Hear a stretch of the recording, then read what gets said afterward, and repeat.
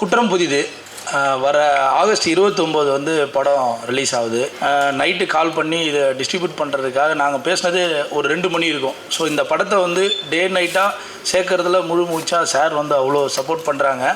பப்ளிசிட்டியும் நிறைய பண்ணிகிட்ருக்கோம். அது இல்லாமல் இந்த படத்தோட இயக்குனர் படம் பார்த்தேன், ரொம்ப சிறப்பாக பண்ணியிருக்காங்க. ஸோ இந்த மாதிரி வந்து வளர்ந்து வரும் இயக்குனர்கள் வந்து வந்தால் இன்னும் சினிமா நல்லாயிருக்கும்.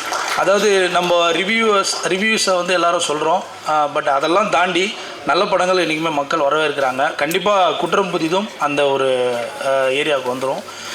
Hero Tarun Vijay and heroine madam. So படத்தில் வந்து நிறைய பேர் அவங்க மேடமை சொல்லும்போது ரொம்ப ஹீரோயின்னா அப்படி இப்படின்னு சொன்னாங்க. ஆனால் அவங்க எவ்வளோ கஷ்டப்பட்டுருக்காங்கன்னு நான் படம் பார்த்தேன். கயிறு கட்டி ஃபுல்லாக ஒரு இதிலெல்லாம் போட்டு அவ்வளோ ரொம்ப கஷ்டப்பட்டுருக்காங்க. தருண் விஜயும் வந்து டே நைட் ஒரு ஹீரோன்றதை தாண்டி இந்த படத்துக்கு வந்து ஒரு உதவி இயக்குனர் மாதிரி ரொம்ப பர்ஃபெக்டாக ஒர்க் பண்ணிகிட்ருக்காரு. என்ன கேட்டால் டைரக்டருக்கு அடுத்தபடியாக தருண் தான் நான் பார்த்தேன் ஒர்க் பண்ணுறதில்ல.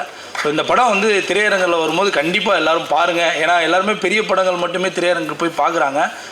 எங்களை மாதிரி இந்த மாதிரி சின்ன படங்களும் பார்க்கும்போது இன்னும் அடுத்த கட்டங்களுக்கு நாங்களாம் போய் சேர்றதுக்கான ஒரு பெரிய பிளாட்ஃபார்மாக இருக்கும்.